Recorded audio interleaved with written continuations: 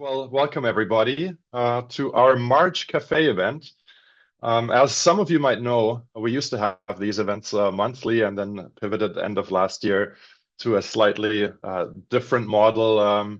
The goal now is for these events to really, be directly tied to the work we're doing in our research and innovation streams, which I'll be saying a little bit more about in a little bit. And to really, have these meetings when there's something exciting to share, when we can also connect the more general FEI community to the more context-specific, topic-specific communities we have in our research innovation streams. So we're excited for this meeting today. Today we're talking about applying a systemic approach to municipal climate action.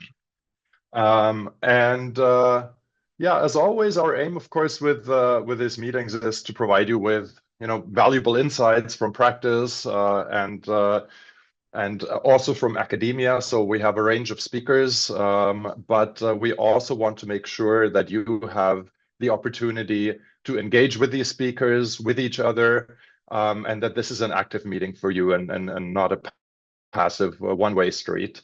And so we really want to encourage you to ensure that, if there's something you'd like to share, if you have a question, to always feel free to raise your hand virtually, to write a question in the chat, or to message one of us directly.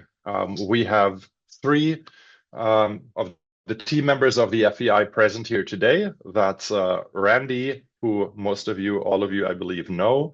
Then there's Morgan Bath. Can't see you right now, but hi, Morgan. So feel free to message her as well, and myself, of course. So before we begin, as always, we would like to start with a land acknowledgement. And importantly, also, as always, we want to emphasize that this land acknowledgement isn't meant as a one-off performative gesture, but rather an attitude that we carry with us and internalize throughout our daily lives. And so since I am in Toronto, we'll do this land acknowledgement for Toronto. You're all in all kinds of places, so we encourage you also to consider what this land acknowledgement would look like for the land that you are on. So we acknowledge the land that we're meeting on is the traditional territory of many nations, including the Mississaugas of the Credit, the Anishinaabe, the Chippewa, the Haudenosaunee, and the Wendat peoples, and is now home to many diverse First Nations, Inuit, and Métis. We also acknowledge that Toronto is covered by Treaty 13 with the Mississaugas of the Credit. Before we begin, I think there are many faces today that haven't been in one of our FEI meetings before. So we always do this, but especially today, a quick little look at the FEI and the research we do. Firstly, we're a research and innovation network. The goal is to steward enterprises that are capable of enhancing the well-being, not just of themselves and their shareholders, but rather of their communities and of their wider ecosystems. I mean, if it's not that, what are we really doing? But yeah, those are the times we live in. We're housed at Barris, at Wilfrid Laurier University in Waterloo, and at OCAD University at Toronto. We're operating on funding mainly granted by the Social Sciences and Humanities Research Council of Canada. And our focus really is on applied research, really on tying research and practice, on network building, which is what we're doing today, and as well knowledge mobilization. Importantly, maybe for those that aren't that familiar with the term, why is it the Flourishing Enterprise Institute? Flourishing is a scientifically grounded vision that's focused on realizing the full potential of individuals, communities, and ecosystems. So it's essentially a more aspirational term for the term sustainability, which would aim at sustaining the status quo, and rather flourishing aims at ensuring the well-being of humans and all other life for generations to come. Now, I mentioned our research and innovation streams before, and I'll just say a quick word about each of those here, just so you have a little bit of an overview of what it is that we do at the FEI. So the first one would be context-based sustainability, which is mainly about, well, CBS is an approach for measuring corporate performance that kind of compares the impact of an organization to social and ecological thresholds rather than just measuring incremental improvements. And if you're curious here, feel free to contact us. We've done a study with cities that applied the donut economics model, and other exciting projects and activities to share there. Municipalities adapting in response to complexity, MCAA, that's the topic of our session today. So I'll be saying a little bit more about that in a second. And then, of course, you'll hear a lot more throughout the next 1.5 hours. The Enterprise Evolution Program essentially is a platform for knowledge, for tools, for methods on systemic management, which essentially deals with the question, how do we manage organizations if we view them as living systems that are nested within other living systems? And then, of course, the term complexity comes up. So how do we manage in complexity? And so we have a development project that aims to look at what does it mean to be an organization and how can we steward organizations that are evolutionary. So there's lots of exciting stuff to share there as well, a draft concept, website offerings that are coming up and that we're developing currently. And then finally, systemic management, which is where we kind of identify and profile leading systemic management innovations, tools, methods, etc. So that is ongoing work. We wrote an academic paper on that topic as well. And I think if you look at the intersection between these research and innovation streams, it'll also become very clear in a moment why MCAA, the Municipal Climate Action, fits so well here. Not just because it's in the municipal sphere, but also because it deals with organizational adaptation and because a lot of systemic management innovations, or specifically one in this case that we'll talk about in a second, is relevant within that work. And so these research and innovation streams aren't separate, they aren't isolated, but rather they form an integrated whole. So talking a little bit about MCAA specifically, the Municipal Climate Action Accelerator was launched in 2023 in collaboration between the Action on Climate team at Simon Fraser University, Flourishing Enterprise Institute, World Secretariat, Refocus, and the Wiesman Center for Engagement and Research in Sustainability at Wilfrid Laurier University. It's essentially a group of organizations coming together that really wants to help cities to take faster action on climate change. And the main way to do this is by testing, by spreading, improving, developing the low carbon resilience approach, which was developed at ACT at Simon Fraser University. A lot more about that in a moment. Taking a quick look at the objectives of our session today. It's pretty straightforward. We want to take a quick look at what the barriers are that limit municipal climate action, and especially we're curious about your experiences and your thoughts on that. We then want to understand the low carbon resilience approach specifically better. We want to examine the key insights from applying the LCR approach in different contexts, so in municipal case studies. And we then want to learn specifically about the MCAA and also, of course, about opportunities for everyone to get involved. So pretty straightforward. The agenda looks accordingly. We will start with a question of what's limiting climate action. And for that, just a very brief introduction or a very brief primer. As I'm sure all of you are aware, the climate action plans and targets are increasingly ambitious, but the progress towards these targets has remained incremental. And I guess it's fair to say that it's now even more uncertain given global political trends and the way things are unfolding. And at the same time, of course, the risks, the impacts, the costs of from climate change are skyrocketing. And so it's exactly that gap that MCAA is designed to address by helping municipalities move from plans towards meaningful, systemic, effective action. And this is exactly where we want to hear from you, and where we want to give you an opportunity to become active and to chime in and to chat with each other. So I'm taking a quick look at Randy, and I believe he has prepared some breakout rooms. And he's smiling. I think that's a good sign.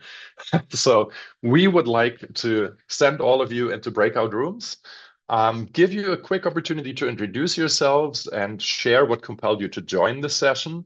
We're saying 60 seconds each, and just knowing how these things usually go, and just reminding you the breakout rooms will be open for about 10 minutes in total. So make sure you also get enough time to really look at and discuss the prompts underneath, although it's great if you all get to know each other. So we've prepared 3 prompts, approximately 7 minutes. What is holding municipal climate action back? What are conventional practices that aren't enabling more progress? And what are organizational challenges we need to overcome? So we're really looking at the challenges and what's holding municipal climate action back. We will also find a way to share these prompts in your rooms. So if you weren't able to note these down just now, that's totally fine. Randy, I'm looking to you. Are we ready to open the rooms? Before that, I want to give you an opportunity. Any comments, any questions at this point before we start sending you off into the rooms, or are you all ready to go?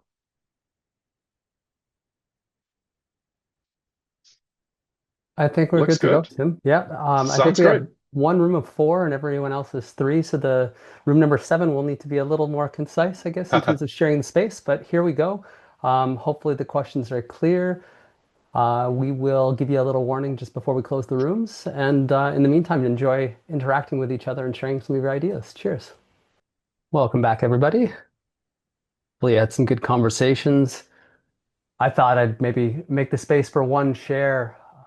Anybody have an interesting or compelling idea or a comment come up in their chat with their group that you'd like to share with the larger group?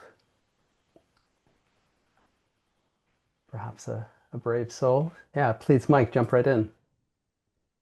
Thanks, Randy. Yeah, I can't believe how quickly that time went. I think one of the areas of focus we were chatting about was people and the importance of people in the process. I went on ad nauseum about structure and some of the architectural challenges in Ontario in terms of the tiers of government, but I think our conversation got cut off and we really got into the meat of how important people are to facilitating change and supporting change. If nothing else, we have a human challenge before us. No doubt about that. Thanks so much for jumping in, Mike, and I hope everyone else had a productive and a friendly and healthy conversation, got to know at least one other person that you didn't already know. I'm going to quickly share my screen and rhyme off a few slides before introducing some of our colleagues. So next, we're going to chat a little bit about the MCAA and the LCR approach in particular. So a bit of our thinking. I mean, we just offered everyone the opportunity to reflect a little bit on what's not working. We have a bit of a view of some of the challenges that exist that wanted to quickly share. So in particular, we like to reference this iceberg model, which really talks about or speaks to leverage points, the idea being the lower that you go, the more influence that there is, and really the harder that change becomes as well.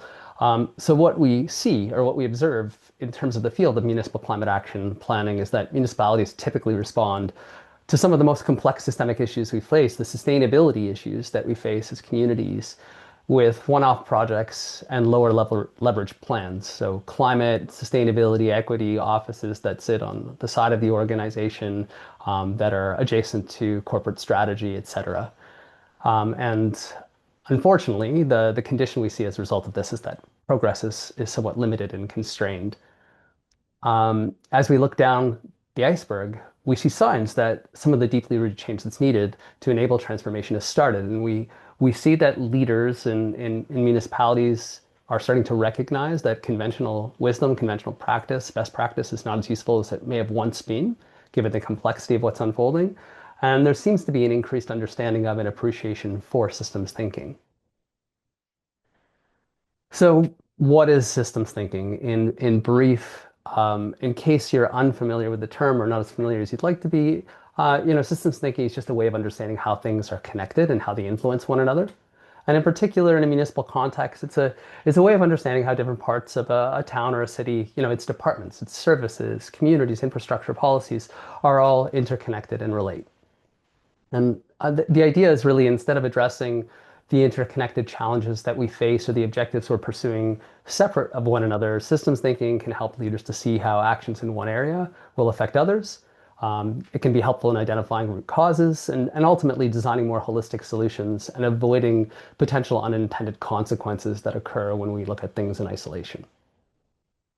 So looking back at the iceberg model, I think what we recognize is as the leaders, the mindsets of leaders shift and there's more of an embracing of systems theory or systems thinking, there's a need to evolve the strategic management practices of the organization. And the challenge is that doing so is extremely complex. And to date, there's been a lack of evidence-based solutions to support this kind of transformation within the municipal sector. And so this brings me to a quick contextualization of what the Flourishing Enterprise Institute does, building a little bit on what Tim shared. So essentially, as an organization, we're continually in search of innovative new knowledge, methods, and tools that are designed for the complexity of our world. And we've started to establish or define what we think of as a burgeoning or emerging field of systemic management. So this is a paradigm of organizational management that's really informed by systems theory and aligned with the natural and social sciences.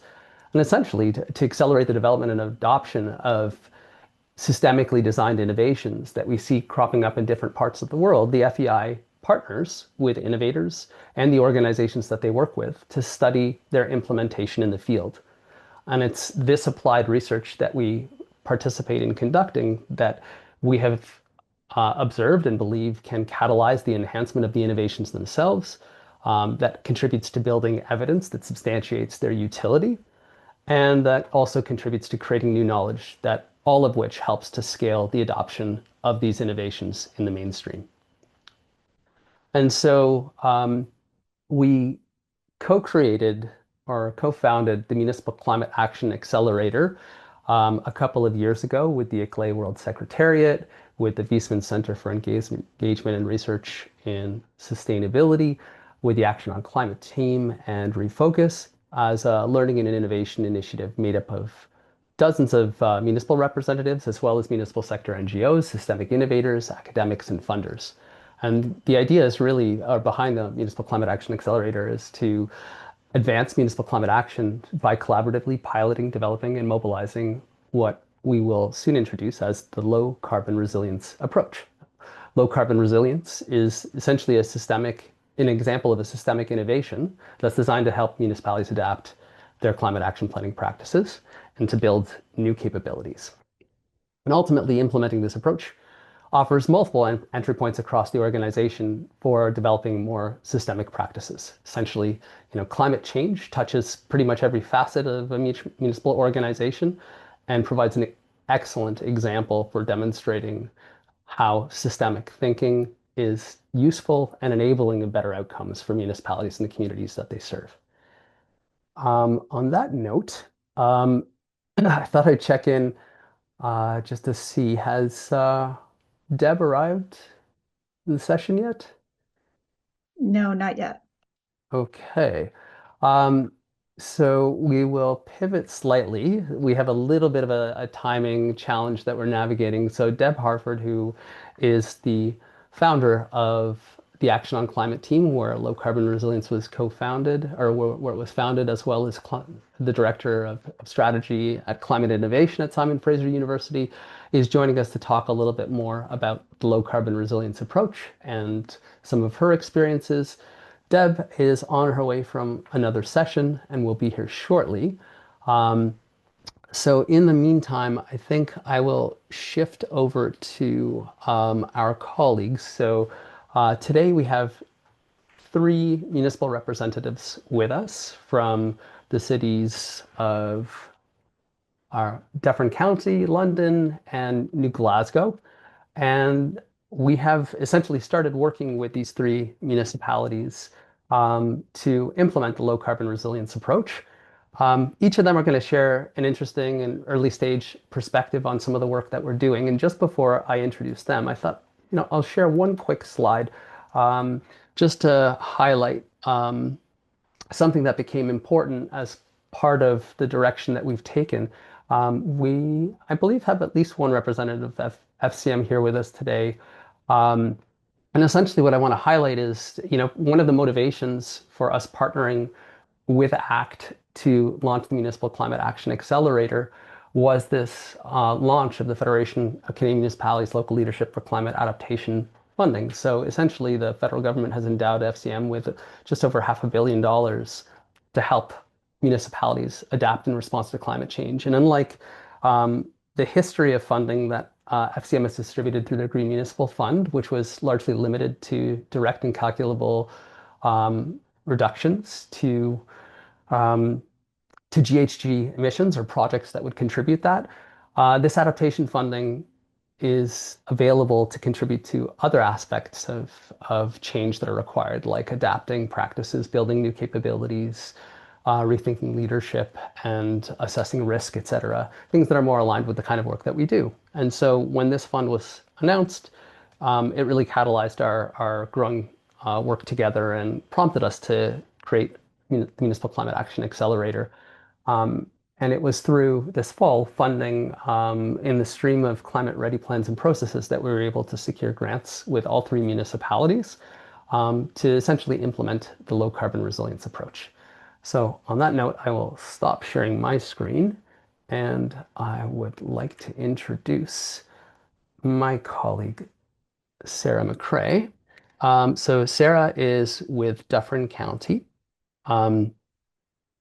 Essentially, Dufferin County, Sara's the manager of climate and energy, and we've known each other now for, I guess, 3, 4, 5 years. It's been some time.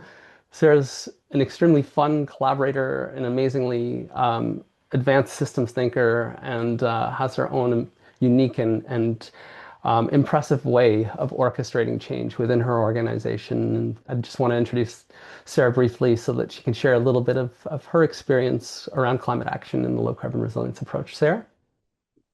Hi, everybody. So I thought I'd just, give a little, Randy asked me to do a bit of an overview of, am I doing this now?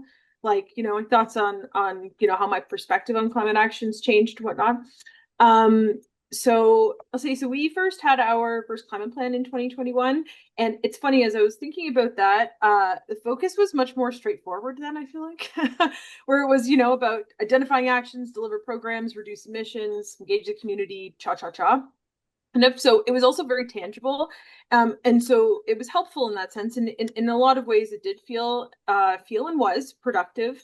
But over time, it really kind of became clear as we were looking to upgrade or update our climate initiatives that much of the work, while it was still important, was really kind of happening just at the edges of the organization, often really siloed. And thinking back on it, I mean, even though there was projects that were done, were very incremental in their gains. So while it was pretty helpful, I think, for us as it was a new division at the time to really build credibility around those projects. But, as soon as you start to elevate and try to really integrate it into other areas of the organization, that's really where we had the friction starting to show. The biggest barrier sometimes isn't even the lack of good ideas or even lack of willingness. It was just almost like where we were positioned in the mindset of the entire organization. The climate action is still sitting on the periphery of a lot of things. So at the core systems that the municipality directly impacts the community with, so like capital planning, asset management, financial prioritization, land use planning, all of that are still largely unchanged as a result of me being here, which is, kind of crappy to feel like, but but even we have tools like equity and climate lens that, we've developed. I know London has one as well. And even within that, it's still happening at looking back to that iceberg, the program and project level, rather than changing how the organization even operates. It's not really asking that question. And it's not also asking the question of how those programs even talk to each other. And so it's still almost, in a way, the lens is in a way almost reinforcing the silos over and over again, where, you're trying to influence these deeply embedded systems without actually being embedded in them in the first place. So it's kind of a lot of the challenge with it. From there, I've learned technical solutions obviously are not the solution to everything. Going back to the comment on people, it's certainly about that. And, because it's really trying to influence, I think, how decisions are being made, how risk is understood, how priorities are set across the organization. So in that sense, it's a shift even from the climate division that in of itself is not a project. That's a systems change challenge of how that's being thought of. I always kind of say it feels like I'm trying to boil the ocean, in pardon the climate pun, But anyways, maybe I'll leave it there for now, because I could talk a little bit if you want more about their climate master strategy and the approach, but I know we're tight for time, so I'll leave it there. Sara, why don't you share for a minute or two? It'd be wonderful just to hear about your vision for the climate master strategy and how your experience trying to find support played out. Yeah. So I would say, we're really trying to think about this now as not what climate projects should we deliver, because that's a really traditional way of doing a lot of these plans. It's asking a lot more of like how do we change how the way the decisions are actually being made, so climate does become kind of more embedded in everything we do. So I'm trying to think about climate as much more as like a service accelerator instead of an add-on, because that's really how it's been treated so far. And so this kind of what led to the idea of the climate master strategy, which was actually updating our adaptation strategy. We had to redo our original action plan and actually embed a corporate one. So we kind of had to do it all. So it was like, why not just put it into a climate gumbo pot, and this is what we're going to make. So I think, try to intentionally design this as not a traditional plan, but is much more programmatic, I would say, and an organizationally wide approach. So focused on less on what we do, how those decisions are made, like I said. And so, developing, even just to get specific into the RFP part of it, we realized this, like, we weren't looking for a consultant to write a report. Looking for much more of like a partner who could help us navigate some of that organizational change, engage across those departments, and find that alignment with climate, financial, operational realities which we're in, which are very real and acutely felt by me at the moment. But to actually help us implement it, not just endorse it. So again, a lot of that is a little bit clear, is that it certainly requires that systems thinking, strong facilitation, which we are not there yet, but we're getting there, and I have faith in you, Randy. And really understanding how that change happens within complex institutions like full municipalities that have a crazy amount of different services that we do. So, really trying to find the right partner on that, pretty candidly, we struggled with that. So we did actually go up for an RFP before, and a lot of what we got back, they were technically strong, but certainly leaning much more towards producing another standalone plan. Others focused pretty highly on engagement, but it just didn't translate into like how those decisions were going to be made in corporate processes. So, and a few of those actually really grappled, I would say, with the challenge that we were trying to solve, which is how do we move climate from the margins to the center of how the organization is done. So like it was really missing that, understanding of the integration of systems piece. And, we've had just process wise, we're a little bit behind a bit. FCM money is certainly going to be helping with this, but just more or less the rocky shores that happen in municipalities and changes in staff. But I think, as I told Randy, smooth seas don't make skilled sailors. So I'm going to be a skilled sailor by the end of all this. I put that one in my back pocket the first time we shared it. Encourage everyone else to do the same. It's a good one.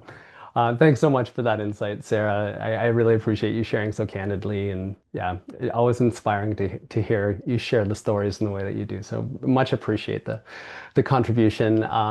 Good news, our colleague Deb is here. So we'll pivot back to our original agenda, and Deb will now share a little bit about the genesis of the LCR program, our approach, I should say, and her work around climate change and climate adaptation in particular. Quickly, my relationship with Deb now goes back about 3 years, maybe even 3.5. It's been an absolute pleasure collaborating with Deb. She's just an exceptional leader in this space of municipal climate action and an incredible systems thinker. So Deb, please jump in and feel free to share a bit of your story just before you start. I want to encourage the rest of the group. We will have some time for some dialogue and questions to each of the municipal representatives and Deb. So if questions come up or comments come up as we go along, feel free to throw those in the chat. We'll make sure to come back to them in due course, or to introduce them more quickly in case it makes sense to take them on the fly. Thanks so much, and please jump right in, Jed. Hi, everybody. It's wonderful to see everyone. I really wish I wasn't seeing myself as a really large image, though. How do I remove the image of myself from my video? I always hide anyway, whatever. I'm gonna have to look at myself talking. That's horrifying. You can do it at the top. Does anybody know how I can take off? Go at the very top, hit view, and then go gallery view. It's right at the very top bar. I'm not seeing it. Oh no, doesn't matter. I'll just soldier on. It's a little white square in the top right. Right square. That's the one. Thank you. Yeah, it's fine. Now I'm seeing you, Bob. So that's great. You keep talking. Okay, never mind this. This is just, presentation and technology. Love it. Gotta live with it. Basically, it's lovely to see everybody. I don't think I've met quite a number of you, so it's great to have the opportunity to meet you this way. I'm just going to talk a little bit about the journey that I took from founding the Adaptation to Climate Change team back in 2006 through to the present day, where we're really trying to move forward on what we call low carbon resilience. So, back in 2006, Al Gore had just come out with An Inconvenient Truth. Time magazine had just featured a polar bear on its cover for the first time ever. Cosmopolitan magazine came out with a green issue, which had people like Robert Kennedy in it. And so it was a time where the mainstream media suddenly started talking about climate change, partly because of Al Gore's intervention. And I was listening to people talking about what was going to happen if we didn't reduce our emissions. And I went, we're not going to reduce our emissions fast enough, even if we want to. We are in a juggernaut powered by oil and gas. It's going to be real hard to turn that ship around fast enough. What are we going to do about the stuff we can't stop? And so I started to talk to people about that. And lots of people were doing great research and thinking about this, but it wasn't reaching the discussion with policymakers. It really wasn't visible at the policy layer at any level in Canada at that time. So I was like, I had been at SFU, and I formed, with the help of Nancy Olaweiler, was the director of the School of Public Policy and is a very revered national Canadian economist, who's one of the architects of the carbon tax, for instance, but whose principal concern at the time was population displacement internationally due to climate change.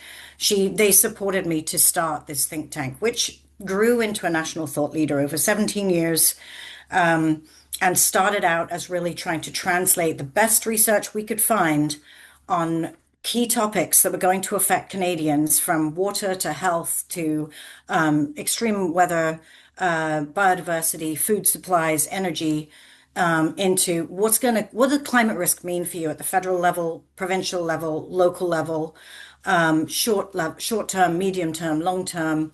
How do we plan for this in our policies? And we worked on this and started to really get a lot of traction, because at the time we were the only university-based think tank really trumpeting this across the landscape in Canada.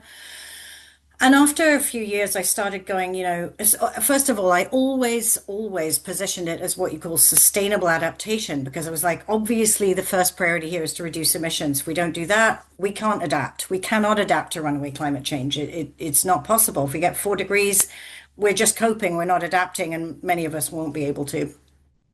But I didn't formally try and enter the emissions reduction space because, as we know, and as is still the case, they're very siloed. But over time, I started to see 2 real things. One was that adaptation actions could be really emissions intensive. For instance, building large concrete infrastructure to deal with floods. I saw that our really serious and important efforts to reduce emissions were vulnerable to climate impacts, And because they were so siloed off, they often weren't planning for that. So we have a fantastic district energy system here in Vancouver. It was flooded, totally out of commission, didn't work for a while. And I also started to see that if you did combine them, you could get bigger, wider benefits, because when you start to think strategically about what you have to do to reduce your emissions and how you need to build your climate resilience, and you're thinking across all the impacts, heat, drought, wildfire, shifting ecosystem success, and that kind of thing, and you look at how you can reduce emissions and really look across the spectrum, you start to see that you can get these combined solutions. And when you look there, you find that they actually have benefits for equity. They have benefits for biodiversity.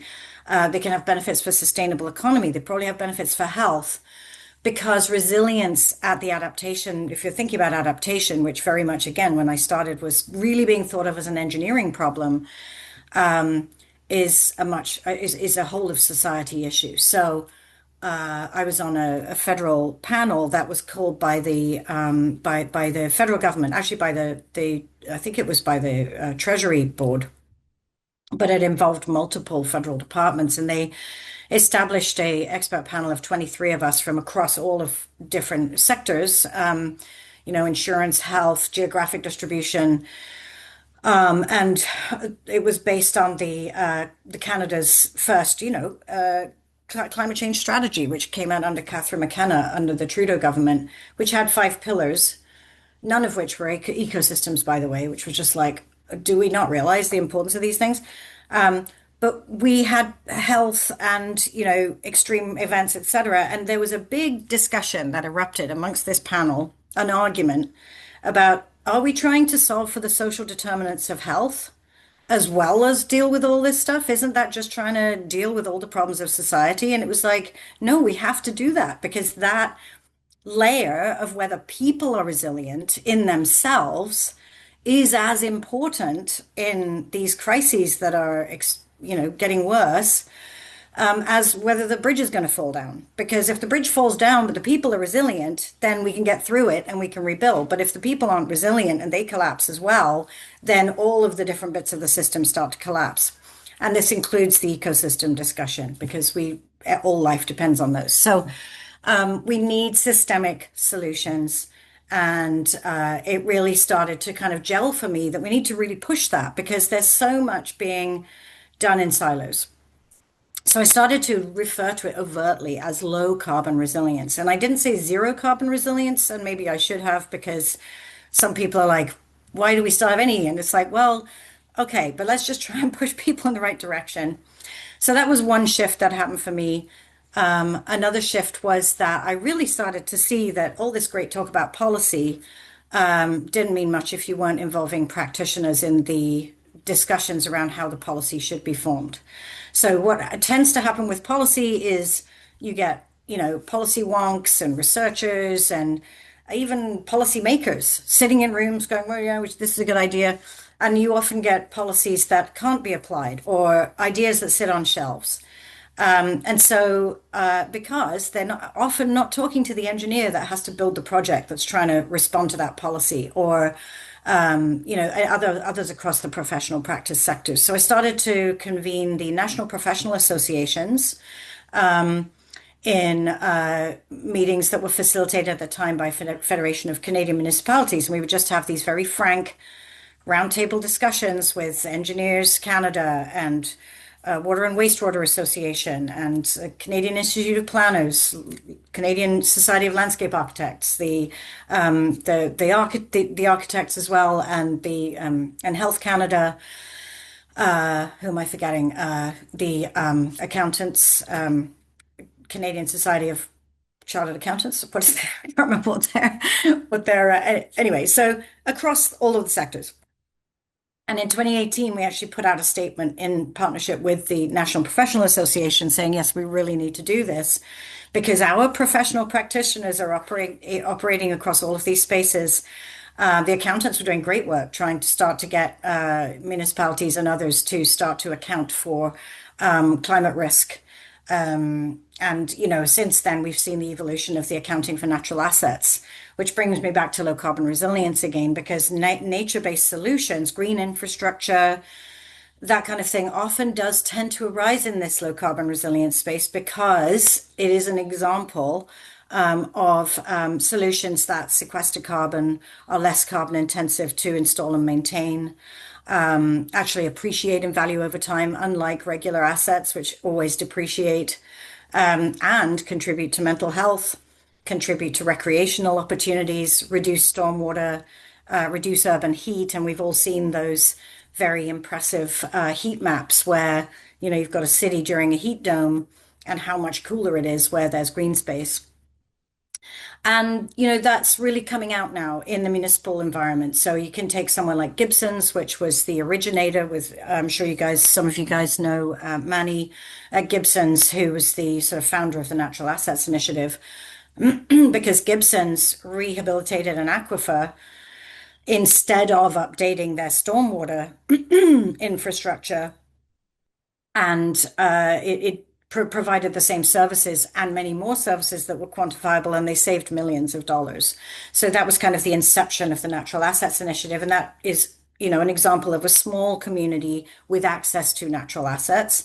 But then you look at a very, very big city like Toronto, where they've got Corktown Common, and Corktown Common is essentially an enormous stormwater amenity. 75% of its actual function is stormwater, but it's a huge park, and it also really benefited the property values adjacent to it. So we moved into over 17 years. ACT evolved from sustainable adaptation to an intentional focus on low carbon resilience and its co-benefits, partnership with local governments and professional practitioners and First Nations. And then from 2018 to 2021, we really tested that out. And we tested it with a group of local governments, 8 local governments and 1 First Nation in BC. And we called that the Integrated Climate Action for BC Communities Initiative, which had the unfortunate result of sounding like Ikabiki when you say it. And so we did Ikabiki for 3 years and produced what is actually the first planning guide in the world for the local government level. It's on the ACT website on how to do low carbon resilience. It's a step-by-step guide. And that's important because when I started it, one of the reasons we did it was to, really work through with local governments. Does this work? What do you need? Communications ended up being a big thing. We did a lot of, there's lots of these little tools where it's like, here's how to talk about this to mayor and council. Here's how to talk about this to residents and voters. Because communications is a very underrated piece of all of this. We just really wanted to know, does it work? And how does it work? And there is no cookie cutter result. I think there are predictable steps you can take. But anyway, so this is still an evolving discussion and nobody's got all of the answers. But increasingly what I'm seeing is the pressure to reduce emissions and the pressure to respond to climate risk are growing. Even if you are in a city where the mayor and council don't really care very much about emissions and climate change, the pressure is growing elsewhere. So the pressure is growing, for instance, on companies that want to succeed in international markets, because in some markets you're able to get cheaper debt. For instance, if you can show that you are reducing emissions or that your product is resilient, it's creeping in various aspects of the financial system all around us. So even right now, when we feel like there's this sort of global wobble in our progress, it hasn't really slowed down. When you look at the development of renewables, when you look at the alarm at the insurer level around climate risk and what it's costing, 25 billion in 2026, I think, that stuff's going to get priced in whether we want to do it or not. So also what I'm seeing at local governments is there's so many tools out there now, it's actually getting a bit easier to do. And yet this integration piece is still a big discussion, and it's an individual discussion with each municipality or local government, whatever tier they're in, because everyone has different climate risks to face, different demographics, different amounts of income and money to work with. Yeah. So Deb, if I could interrupt just briefly, yeah. we need to wrap in the next minute or so if that's possible. The sharing has been Sure, I'll super stop rich. now. No worries. Are you in a good spot? Yeah. Yeah. Okay, perfect. Yeah, thank you so much. I hope that all of there's the applause. Yeah, thank you, Stephen.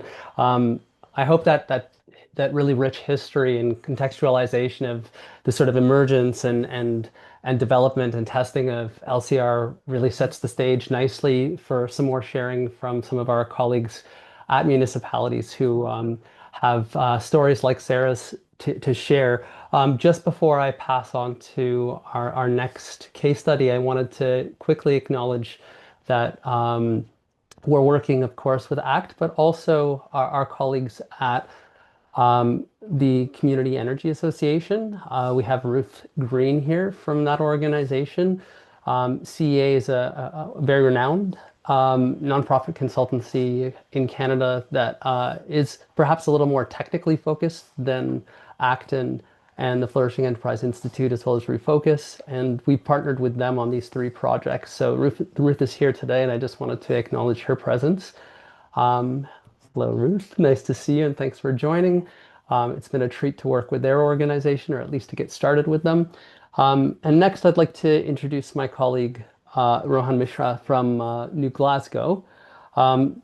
So Rohan is the environment and sustainability lead there, has the privilege of working with some exceptional folks who we've been connected with for some time. And I managed to connect with Rohan about 2 or 3 years ago around the implementation of low carbon resilience. It's become a really interesting opportunity for us to explore collaboratively. Rohan, much like our other colleagues, is a wonderful systems thinker, a really ambitious young professional, and has been an absolute treat to work with. So Rohan, please feel free to spend the next few minutes sharing a little bit about your story.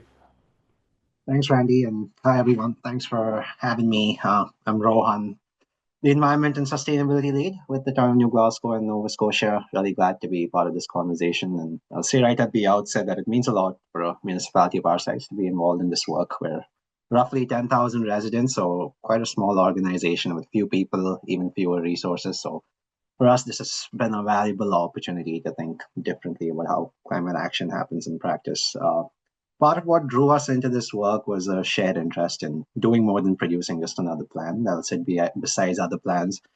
I had the good fortune of inheriting some of this good work already in the foundational pieces through my predecessor, Rachel, and our CAO, Lisa McDonald, who's been interested in how we build more systemic ways of working across the organization. This created a useful foundation, and Randy had been in conversations with Lisa for a while, and the LLCA opportunity that came forward felt like a strong fit and a practical entry point for this collaboration. For me personally, this work also resonates because my interest in climate action has always come from seeing climate as a present day reality and not a future abstraction. I come to this perspective growing up in the global south and in India, where environmental stresses and climate related pressures can feel very immediate in everyday life. And so I've always been interested in how we move beyond treating climate as a set of disconnected files for the future and instead approach it as something that cuts across how communities function in the now and how decisions get made and how people actually experience safety, affordability, and well-being. So those are the reasons, I think, why this LCR or low carbon resilience approach connected with us. And climate work can get split into silos quite quickly. Adaptation sits in a place, mitigation in another, infrastructure somewhere else, equity somewhere else again. And the funding landscape still somewhat reflects that reality, although things are sort of changing. What was compelling, I think, about this approach was the idea of multi-solving or looking for actions that do more than just one thing at once and help us connect all of these pieces together. We did a workshop with Randy and Deb in early December to sort of act as like a foundational piece of the work we'll be doing later on. And what stood out to me during that sort of workshop was it wasn't just technical planning. It created a space for leadership and staff to look across functions and talk about climate action in like a more connected way. one of the benefits I saw that it helped build empathy across divisions and gave people a more clear sense of the core benefits and the trade-offs involved. And it also made visible some barriers that exist within the organization and how hard it can be to move beyond established silos and competing pressures and so on and so forth. But even in the negatives, I think there was a value there, and it gave us a very realistic starting point. So for New Glasgow, I think the opportunity this work presents is it helps create conditions for implementation by building a more shared understanding of why this matters and where it connects across the organization. I also think that there's something important here for like smaller municipalities more broadly. You don't have to be a big city to engage with systems thinking, and in some ways, I think smaller municipalities may even be better positioned, because relationships are closer, people wear multiple hats, and you can sometimes see the links between issues more clearly. But the challenge will always be capacity. And so approaches like these are useful, and they help, make this a little more practical. So this has been a meaningful sort of step in moving forward from fragmented climate action towards something more integrated and grounded and implementable. And I think that matters because the barriers we face at municipalities are real, and so is the need to keep finding better ways through them. Yeah, that's all I had. Thanks, folks. No, it's beautiful, Rohan. Thank you so much for contextualizing the work in that way. I love the presencing of the opportunity with smaller municipalities, and your sharing also brings me back to the point that Mike made, who I'll reintroduce, about the human element. It's really interesting to have this situation with New Glasgow where we have a CAO who's really interested in operationalizing systems thinking across the organization, and we have you as a climate lead who gets systems thinking and wants to make cross-cutting change. The barrier really is a human one now. How do we bring the organization along and create the support, will, and movement that's necessary to adapt practice and build the capabilities that'll be necessary for doing this work well. So exciting to see how things unfold in the months ahead. And yeah, I really appreciate your leadership and your sharing. So cheers. Thanks so much, Rohan. So next I'll introduce Mike Fabro, who joins us from the City of London. Mike is the manager of climate change and planning there, has an incredibly storied history as a consultant and expert in this field. It's been an absolute privilege to work with Mike. He works in a slightly bigger municipality than the other two, and is well aware of some of the sort of the politics, the barriers, the structures, the governance challenges that come with a larger and more siloed municipality. And I'm excited for Mike to share a little bit about his experience and perspective having engaged with us today. So Mike, please join us, and thanks so much for sharing. Right on. Thanks, Randy. And yeah, I'll express the similar sentiments as others. It's a pleasure to be here and to be able to share our experience and learn from you folks as well. So going last of my colleagues on the municipal side is interesting. So I think I'll kind of just hone in exactly on the London case. But certainly, to your point, Randy, and Rohan, your comment about smaller municipalities having potentially different challenges, being in, I guess, a larger one like I am, I feel like perhaps maybe I'm feeling a bit of those systemic barriers a bit more. But so anyway, yes, I am the manager of climate change planning. My team is in the climate change, environment, and waste management group, which is within environment and infrastructure. So it's essentially our engineering team. When it comes to addressing climate change, we had our climate change emergency declared in 2019, as did many other municipalities on that timeline. London had been taking quite a bit of action before that as well, specifically around stormwater management and prevention of riverine flooding, which is one of the largest sort of adaptation issues that we have here in London. And there had been some pre-existing knowledge centers and internal champions throughout the corporation prior to that emergency declaration. So we did have a somewhat of a foundation to work on. So that was 2019. Following COVID delays, we had our internally created climate plan approved in 2022, which includes 10 areas of focus and 200 actions. And I always joke that 10 areas of focus is a little bit of an oxymoron, because how do you focus on 10 different areas? But anyway, so after a few years of sort of attempting to implement the actions, we recognized that we didn't really have a sufficient holistic approach for driving action and embedding climate action as a priority throughout the organization.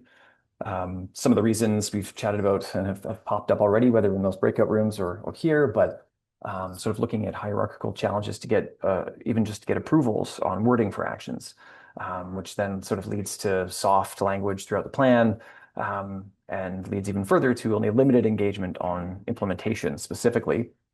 And then we also had the issue where there were no additional funds provided when that plan was approved. So it was left to future years to try and fund the plan. So after years of working on implementation of that plan and sort of doing our best to educate and engage with colleagues across the corporation and support them in their assigned actions, because we were assigning actions throughout the different director levels. And we were achieving limited incremental gains. As Sara mentioned, some of the stuff around the edges were worth celebrating for sure. But it was around that time that I started chatting with Randy and others to explore how we might identify a better path forward. And then initial conversations around the Municipal Climate Action Accelerator were really fruitful, and we ended up contracting Randy and Deb from ACT to deliver a limited scope of work to introduce the low carbon resilience concept to some key players in the corporation. And so that small scope of work actually allowed us to bring together a team of folks at the division manager level from environment and infrastructure, so sort of my area and beyond, our corporate asset management team, our financial planning and policy team, fleet, facilities, and also our Office of Strategy and Innovation, which is within our city manager's office. And so that limited engagement included 2 half-day workshops where we sort of started by briefly describing the low carbon resilience approach to planning and then seeding discussions that effectively took the folks in the room from looking at a climate change focused exercise on sort of risk identification and resilience improvement and emissions reduction opportunities in specific parts of the corporation, to then sort of zooming out and taking a look at the influence of systemic processes like corporate asset management and financial planning in our multi-year strategic planning process, sort of looking at the impact of those opportunities on the climate piece specifically. And so I think that the process of sort of zooming in on climate issues is the clear entry point for discussion for people, but then also zooming out to the systemic management practices being used, which is something we did a few times, right? We iterated this with a few different exercises, really allowed discussions to branch out beyond just the specific climate change issues, which sort of feel like technical problems at first, to get into the barriers from and then potential opportunities that exist within the management processes that are in use in the organization that we could potentially improve to sort of better our service delivery and strategic outcomes. So those initial discussions really planted the seed for the work that we're now embarking on, which is supported by FCM's Climate Ready Plans and Processes funding stream. So that's the application of the LCR approach to our adaptation planning. So we're looking at revamping our climate risk and vulnerability assessment to provide that foundation for moving forward with an equitable adaptation planning framework and ultimately arriving at an adaptation plan, which will be a component of our broader climate plan. But the beauty of it in those early conversations that we had from that limited scope of work is that we're now looking at considering the potential integration of this specifically with our strategic planning process. So moving from it being a standalone exercise to one that's more integrated into the organization, so that we can ultimately realize efficiencies and co-benefits and sort of deliver on multiple objectives. So we anticipate that this scope of work that we're embarking on now is going to inform and evolve our approach to create our next version of our broader climate plan, or potentially even a combined strategic and climate plan, as opposed to having them separate. Because I don't know about you guys, but we have a lot of plans and it can be difficult to keep them straight. So I'll leave it there though. Thanks, guys. It's wonderful, Mike. Thanks so much for painting such a detailed picture and in such a short period of time. It's really helpful to kind of get how the pieces fit in the experience, the conversations, the way that climate then changes from a management perspective. And I think, what you prompted for me was this idea that often when we look at an issue like climate change, the problem we're trying to solve is, what do we do about it? And the real thinking that's missing is, how might we need to change the way that we do what we do?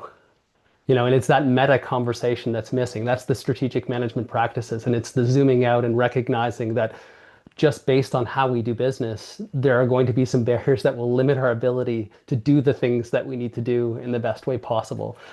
So it's exciting to see that opportunity emerge, and we're excited to continue on the path with you. So thanks so much again for the share. I thought I'd take a moment now. We have one more colleague that I'd like to introduce, but firstly, was there anyone who wants to jump in with a question or a comment related to Deb's background on the LCR approach, or what Sara, Rohan, or Mike shared about their more personal experiences within their municipalities?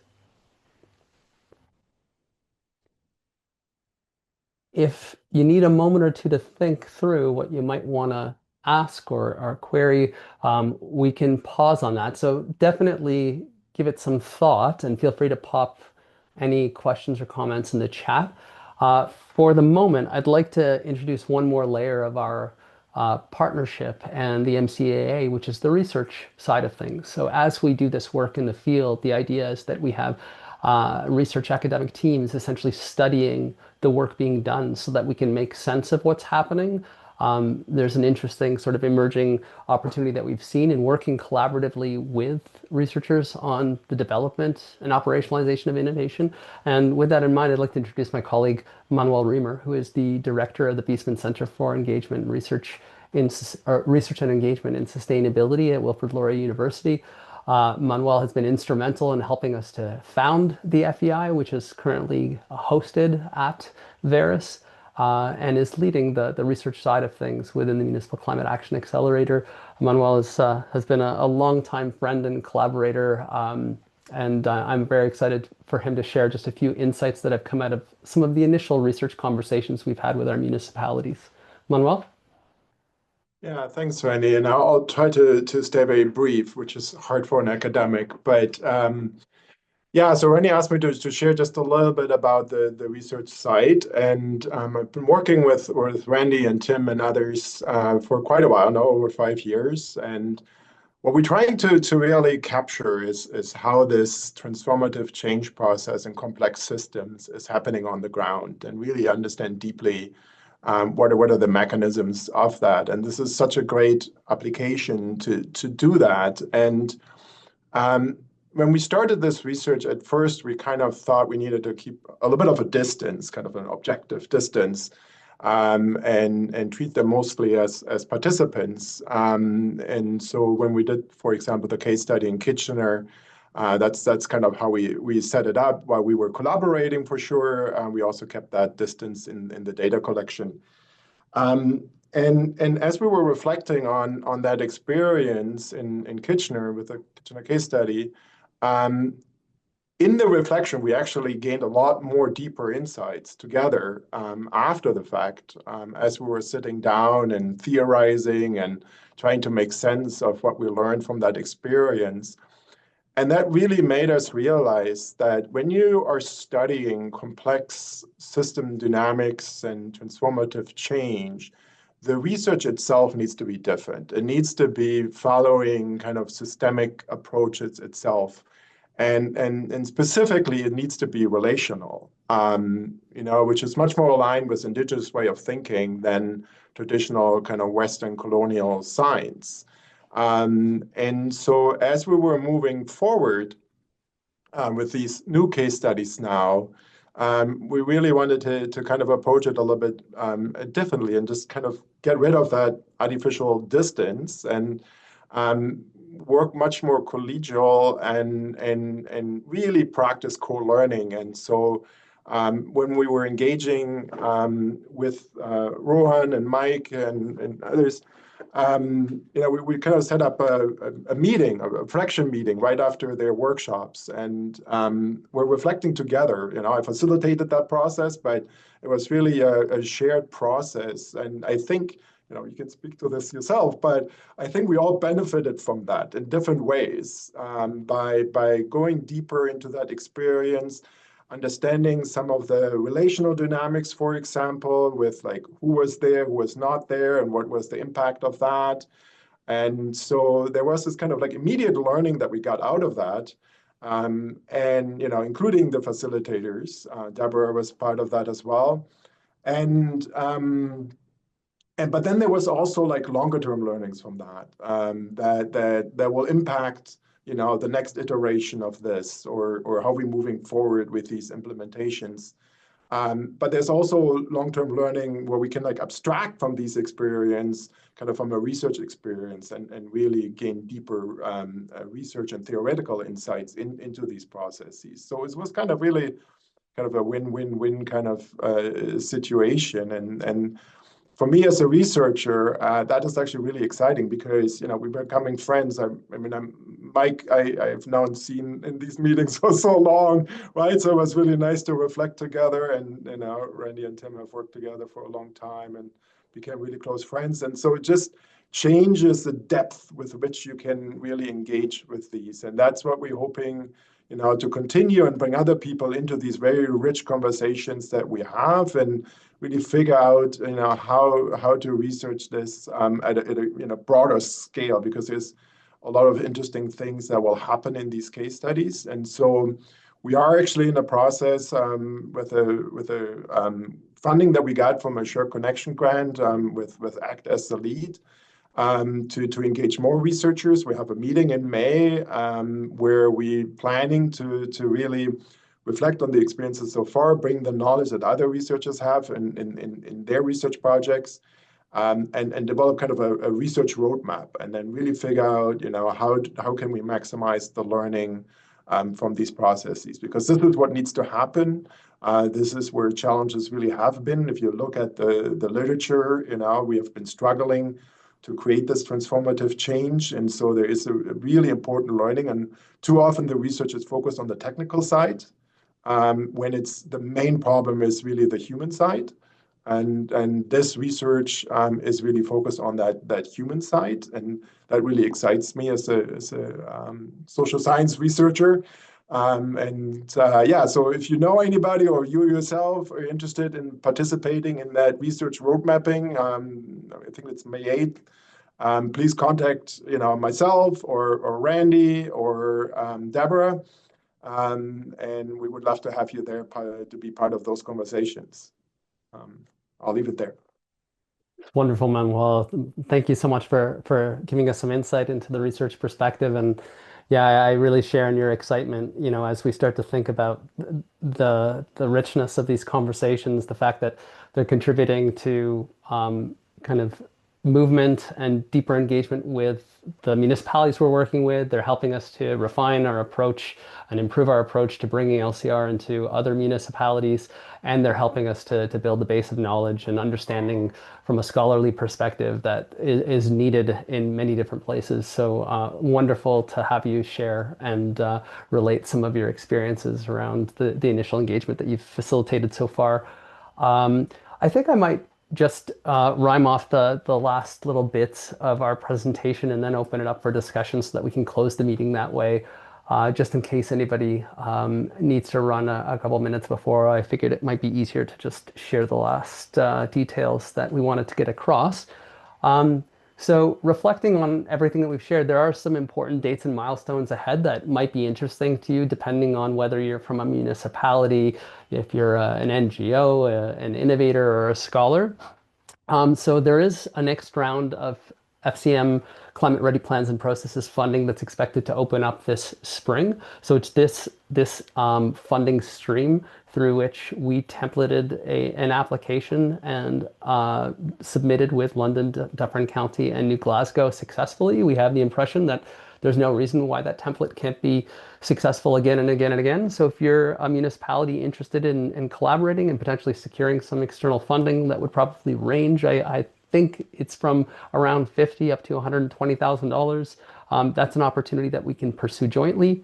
As Manuel mentioned, we have this academically focused research roadmap that we're in the process of developing. We'll have a lengthy session that's more academically focused on May the 8th. We will have a 2-day virtual research roadmap event in September that will involve all of the different stakeholders involved in the partnership. So it would be wonderful to know if that's something you're interested in co-creating with us.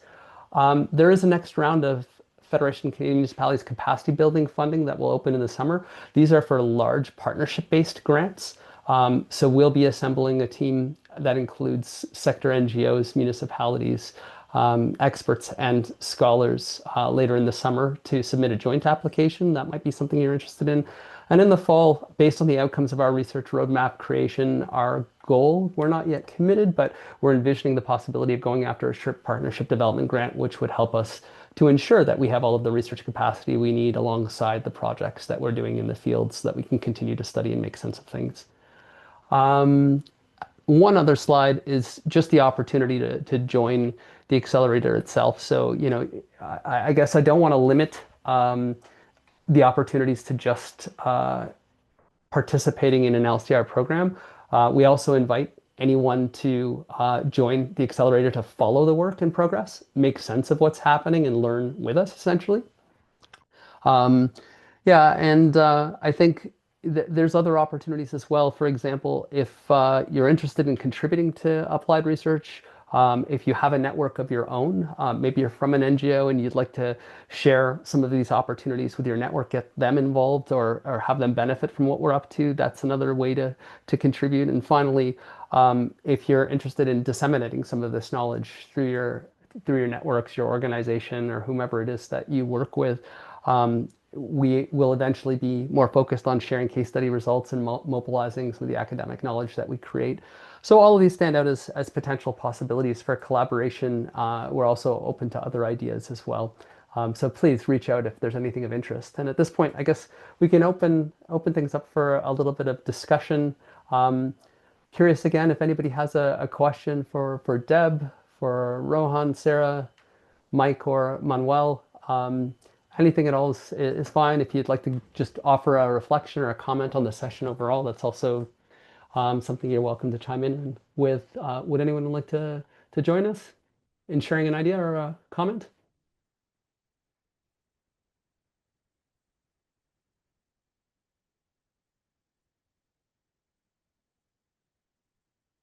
Okay, well, no stress. I guess on that note then, I will just offer a really sincere thank you to all of you for taking the time to join us today. We're really excited about doing this work, and ultimately what makes it exciting is the partnerships, the relationships we're developing with a very diverse community of actors. And so we thank you for either joining us as someone already involved or coming to learn a little bit about what's happening. I also want to thank our speakers, Deb in particular, Sara, Rohan, London, Mike for sharing about your experiences so far, and Manuel for sharing about the research side of things. It's been a pleasure to have all of you with us. It looks like we do have someone with a hand raised. Jan, do you want to jump in with a question or comment? So sorry, yeah. No. I'm really happy to see that you're really moving things here, and I think people in Europe would do well to learn also with you, from you. And yeah, there are some opportunities for funding as well, and there are some knowledge exchange platforms as well. I've posted 2 of them here in the chat, and yeah, maybe there's some potential in building the bridges here as well, and especially the blueprint for funding. This is amazing, and yeah, wish you good luck there, and I hope that many people will follow. Thanks so much, Jan. That's wonderful. We'll definitely check out the links. Appreciate you always being so collaborative and looking for opportunities to share. I also wish that the FCM funding applied outside of Canada. Unfortunately, it's limited to Canadian municipalities at the moment, but we are keen to explore other opportunities where we can scale this work outside of Canadian boundaries. So thanks so much for the share.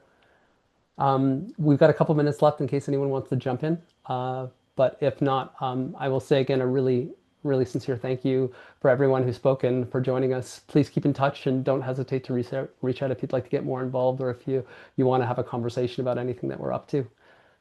Appreciate the great session. And thanks to Tim and Morgan, my FEI colleagues, for doing a great job facilitating and hosting the event. Cheers.